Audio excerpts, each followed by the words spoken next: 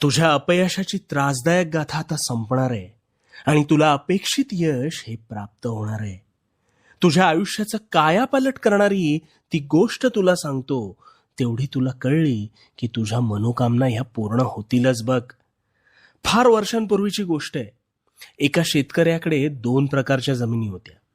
त्यात एका जमिनीत त्याने भात तर दुसऱ्या जमिनीत कापूस उगवण्याचं ठरवलं आणि तशी पेरणी सुद्धा केली.